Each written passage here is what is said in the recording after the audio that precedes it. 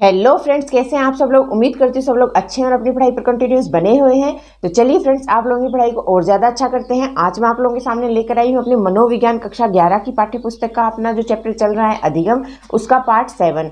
देखिए फ्रेंड्स, आज के चैप्टर में अपने को पढ़ना है अपने अधिगम की शैलियाँ, अधिगम की आवश्यकताएं और अधिगम की शैलियों के जो दो अपने भेद दिए गए हैं, संबंधात्मक शैली और विश्लेषणात्मक शैली, उसमें क्या अंतर है उनके बारे में। तो चलिए अपने आज का वीडियो उसको स्टार्ट करते हैं, लाइन टू लाइन देखते हैं कि इसमें क्या दिया गया है। देखा होगा कि कुछ बच्चे कभी कभी एक ही परिवार के विद्यालय में बहुत अच्छा निष्पादन करते हैं जबकि दूसरे नहीं।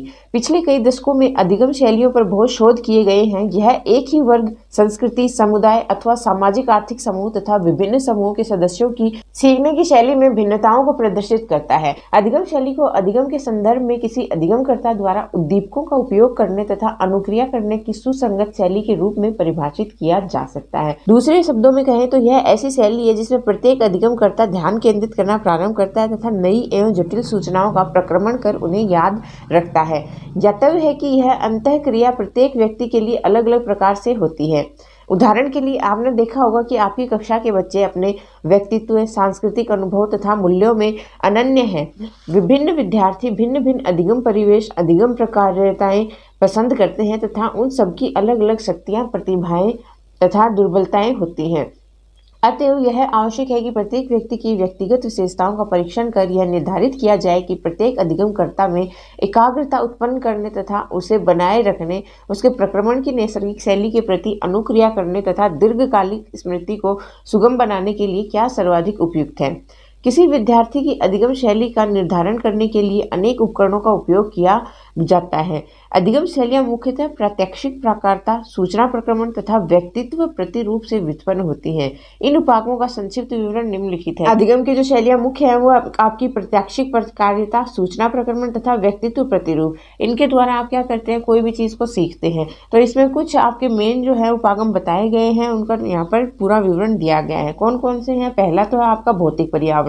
भौतिक पर्यावरण से कैसे सीखते हैं? तो भौतिक पर्यावरण के प्रति जैविक रूप से आधारित प्रतिक्रियाएं प्रात्यक्षिक प्रकारता कहलाती हैं। भौतिक जो वातावरण है उसमें आप जो जैविक रूप से जो आपकी क्रियाएं हैं उनको जब संपन्न करते हैं तो उसको ही अपन कहते हैं प्रात्यक्षिक प्रकारता। जैसे इसका तात्पर्य व्यक्तियों के अधिमानों से है जिनके द्वारा वे सूचनाओं को ग्रहण करते हैं, जैसे सुनने से, देखने से, अपने जो घ्राण है सूंघने से, गति से तथा स्पर्श संबंधी सूचनाएं, इन सब से अपन क्या करते हैं, अपनी भौतिक ये फिजिकल अपनी नीड है, इसके द्वारा अपन कोई चीज़ सीखते हैं तो उसको अपन कहते हैं प्रात्यक्षिक प्रकारता। सेकंड है आपका सूचना प्रक्रमण। सूचना प्रक्रमण क्या होता है? तो सूचना प्रक्रमण हमारी संरचना के अनुसार हमारे सोचने और समस्या समाधान करने के तरीके तथा सूचना याद करने के तरीके के बीच भेद करता है। अपन कोई चीज़ है उसको कैसे सोचते हैं, कैसे अपन किसी समस्या का समाधान करते हैं, कैसे उस सूचना को याद रखते हैं, इनके बीच में जो अपना भेद उत्पन्न होता है ना, उसको अपन कहते हैं सूचना प्रक्रमण। इसको सूचना प्रक्रमण के तरीके के रूप में सोचा जा सकता है। उदाहरणतः सक्रिय या विमर्शी, संवेदी या अंतः प्रज्ञात्मक, अनुक्रमिक या सार्वभौमिक, क्रमिक या सहकालिक इत्यादि। थर्ड है आपका व्यक्तित्व प्रतिरूप। ये कैसे? व्यक्तित्व प्रतिरूप जो है वो हमारे अपने परिवेश के साथ अंतःक्रिया करने के तरीके हैं। अपन अपने एनवायरनमेंट के साथ कैसे अंतःक्रिया करते हैं उसके बारे में अपने को बताता है व्यक्तित्व प्रतिरूप। हम में से प्रत्येक का सूचनाओं को देखने, व्यवस्थित एवं याद करने का एक पसंदीदा, सुसंगत तथा विशिष्ट तरीका होता है। यह उपागम इस बात को समझने पर बल देता है कि कैसे व्यक्तित्व परिवेश के साथ लोगों के अंतःक्रिया करने के तरीके को प्रभावित करता है तथा यह कैसे अधिगम परिवेश में व्यक्तियों के एक दूसरे के साथ अनुक्रिया करने के तरीके को प्रभावित करता है। अब देखिए आगे आपको बताया गया है अधिगम शैलियाँ। अधिगम शैलियाँ कई आयामों से भिन्न होती हैं। उदाहरण के लिए एंडरसन ने अधिगम की विश्लेषणात्मक तथा संबंधात्मक शैलियों में विभेद किया। जो एंडरसन थे उन्होंने क्या किया, अपने संबंधात्मक और विश्लेषणात्मक शैली जो होती है अधिगम की, उनमें क्या किया था, विभेद किया था, जो अपने को यहाँ नीचे दिखाया गया है 6.6 में। यह स्पष्ट है कि संबंधात्मक शैली वाले व्यक्ति एक संपूर्ण इकाई के रूप में प्रदर्शित सामग्री का अधिगम सबसे अच्छी तरह से करते हैं। वे इकाई के अंशों को संपूर्ण के साथ उनके संबंध के आधार पर ही समझते हैं। दूसरी ओर क्या है, जो अपने विश्लेषणात्मक अधिगम शैली है, इस शैली वाले जो व्यक्ति हैं वो तब अधिक सुगमता से सीख पाते हैं जब सूचनाएं एक एक सोपान करके संचयी अनुक्रमिक प्रतिरूप में प्रस्तुत की जाती हैं, जो उनमें संप्रत्यात्मक समझ के रूप में विकसित होती हैं। यह याद रखना होगा कि विभिन्न अधिगम शैलियाँ एक पैमाने पर विभिन्न बिंदुओं में समान हैं, जो हमें विभिन्न प्रकार के मानस चित्रण को समझने में सहायता करते हैं। ये व्यक्तियों की विशेषताएं नहीं बताते, अतएव हमें जनसंख्या को एक विशिष्ट श्रेणी जैसे दृष्टियुक्त व्यक्ति, बहिर्मुखी इत्यादि में नहीं बांटना चाहिए। चाहे हमारी वरीयता कोई भी हो, हम किसी भी शैली के द्वारा अधिगम करने की क्षमता रखते हो। देखिए, अधिगम करने के दो तरीके यहाँ पर बताए गए हैं। एक है आपका संबंधात्मक शैली, दूसरा विश्लेषणात्मक शैली। तो इसमें कैसे, कोई व्यक्ति तो हर चीज से क्या होता है, संबंध स्थापित करके उस चीज को याद रखते हैं। दूसरी ओर जो व्यक्ति होते हैं वो क्या करते हैं, हर चीज को छोटे छोटे टुकड़ों में बांटकर विश्लेषण करके उसको याद रखते हैं। तो इसमें आपको अधिगम शैली और विश्लेषणात्मक शैली में जो एंडरसन है उन्होंने कुछ आपके भेद बताए हैं। कौन कौन सी भिन्नताएं बताई हैं, तो देखिए आपके सामने पहला पॉइंट है संबंधात्मक शैली में कि संबंधात्मक शैली जो है वो सूचना को समग्र चित्र के अंश के रूप में प्रत्यक्षण करता है। पूरा चित्र है ना, उसका एक अंश के रूप में क्या करेगा, चित्रण करेगा। जबकि विश्लेषणात्मक शैली जो है ना वो समग्र चित्र में से किसी एक सूचना को निकाल लेने में सक्षम होती है।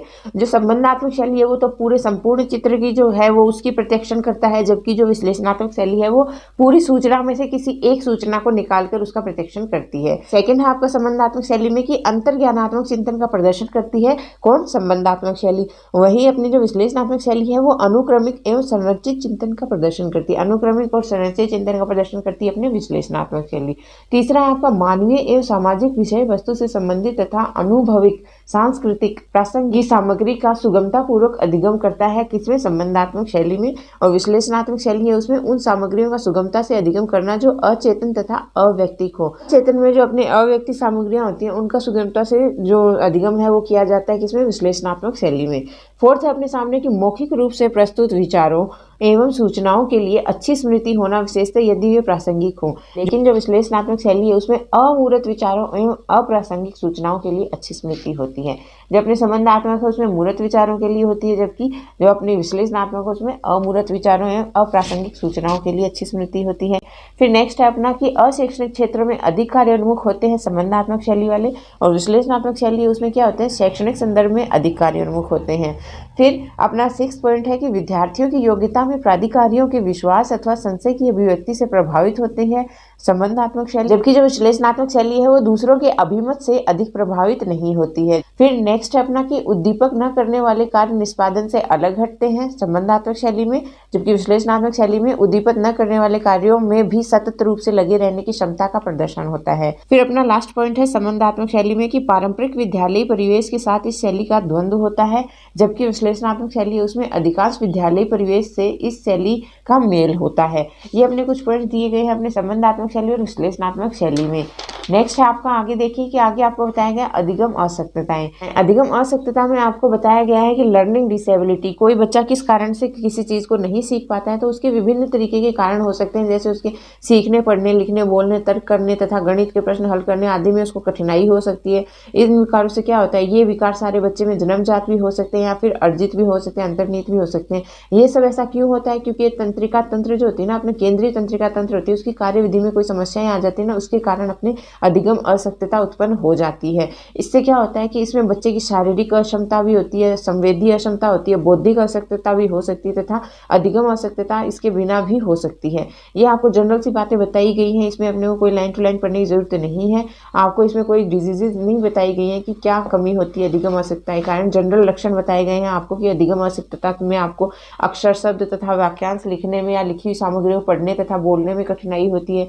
इसके अलावा जो अधिगम अशक्त बालक होते हैं वो किसी विषय पर ध्यान केंद्रित नहीं कर पाते हैं या फिर उनका ध्यान है वो जल्दी ही टूटता रहता है, अवधान अपने एक जगह पर नहीं उनका बन पाता है। जो आपके अधिगम अशक्त बालक होते हैं उनमें स्थान व समय की समझदारी की कमी होती है, वो नई जगह पर जाते हैं तो आसानी से पहचान नहीं पाते हैं या फिर अक्सर खो जाते हैं।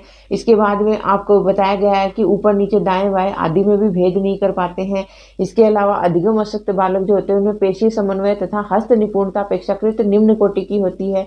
यह उनके शारीरिक संतुलन के अभाव, पेंसिल को नुकीला करने तथा दरवाजे का दस्ता पकड़ने में अक्षमता एवं साइकिल चलाना सीखने में कठिनाई को इससे स्पष्ट होती है। फिर आपको बताया कि बच्चे जो होते हैं ये काम करने में, मौखिक अनुदेशों को समझने और अनुसरण करने में भी असफल होते हैं। फिर सामाजिक संबंधों के मूल्यांकन भी ये ठीक तरीके से नहीं कर पाते हैं। उदाहरण के लिए ये नहीं जान पाते हैं कि कौन सा सहपाठी इनका अधिक मित्र है तथा कौन तटस्थ है। इसके अलावा जो होते हैं इनमें भाषा को सीखने और समझने में भी ये अक्षम होते हैं। इसके अलावा जो अधिगम आसक्त बालक होते हैं उनमें आमतौर से प्रत्यक्षिक विकार भी पाए जाते हैं। वो दृष्टि, श्रवण, स्पर्श तथा गति से जुड़े संकेतों का प्रत्यक्षण करने में भी अधिक त्रुटियां होती हैं उनमें। तो ये आपको कुछ नॉर्मल जनरल से लक्षण बताए गए थे अधिगम आसक्त बालक। पॉइंट यहाँ पर आपको आपके डिजीज से बताया गया है जो आपके डिसलेक्सिया या पठन वैकल्य। अधिगम आसक्त जो बालक होते हैं उनमें अधिकांश बच्चों में अपने पठन वैकल्य या डिसलेक्सिया के लक्षण पाए जाते हैं। ये क्या होता है? तो ये फ्रेंड्स बहुत बार अक्षर और शब्दों की नकल नहीं कर पाते हैं, उसको कहते हैं डिसलेक्सिया या पठन वैकल्य। जब कोई अधिगमकर्ता जो अक्षर और शब्द हैं उनमें अंतर नहीं कर पाता है, उनकी नकल नहीं कर पाता है, जैसे कमर तथा रकम में क्या अंतर है, या कमर या रकम अलग अलग शब्द है इनमें अंतर नहीं कर पाना, सपूत और कपूत अलग अलग है उनमें अंतर नहीं कर पाना, उनको पहचान नहीं पाना, या फिर ट या ठ या प या फ में क्या अंतर है इनको वो पहचान नहीं पाता है या पहचानने में कठिनाई अनुभव करता है, तो उसको कहते हैं अपन पठन्य वैकल्य। या फिर ये शब्दों या वाक्यों के रूप में संगठित करने में अपेक्षाकृत अक्षम होते हैं। शब्दों और वाक्यों को एक जगह संगठित करने में ये क्या होते हैं? अक्षम होते हैं। तो इस चीज को अपन कहते हैं डिसलेक्सिया या फिर पठन वैकल्य। आगे है कि ऐसा सोचना गलत है कि अधिगम आवश्यकता वाले बच्चों का इलाज नहीं हो सकता है। उपचारी अध्यापन विधि के उपयोग से बहुत लाभ होता है और कक्षा में ये अन्य बच्चों की तरह हो सकते हैं। पूरे कंप्लीट तरीके से सही नहीं होंगे, लेकिन उपचारी अध्यापन विधि जो होगी उससे काफी हद तक ये बच्चे हैं ये नॉर्मल हो सकते हैं। इसमें शिक्षा मनोवैज्ञानिकों ने ऐसी शिक्षण विधियों का विकास किया है जिनमें अधिगम आवश्यकता वाले बच्चों में पाए जाने वाले अनेक लक्षणों को दूर किया जा सकता है। ये आपको नॉर्मल सी बातें बताई गई थी इसमें अधिगम आवश्यकता के बारे में। तो फ्रेंड्स कुछ ज्यादा इंपॉर्टेंट नहीं था। अब देखिए आपको आगे यहाँ पर बताया गया है, आपका लास्ट जो पैरा है उसमें आपको दिया गया है आपके अधिगम सिद्धांतों के अनुप्रयोग। लेकिन ये जो अनुप्रयोग है ये बेहद इंपॉर्टेंट है, एक एक लाइन इसकी बेहद इंपॉर्टेंट है और इसको अपन लाइन टू लाइन पढ़ेंगे, इसको अपन बिल्कुल भी मिस नहीं कर सकते हैं। तो चलिए फ्रेंड्स आज की वीडियो में तो बस इतना ही। अगर आपको वीडियो पसंद आया तो वीडियो ज्यादा से ज्यादा लाइक कर दीजिए और चैनल को दिल खोलकर शेयर और सब्सक्राइब कर दीजिए। आप सभी प्यारे प्यारे दोस्तों का वीडियो को एंड तक देखने के लिए दिल से धन्यवाद। Thank you friends.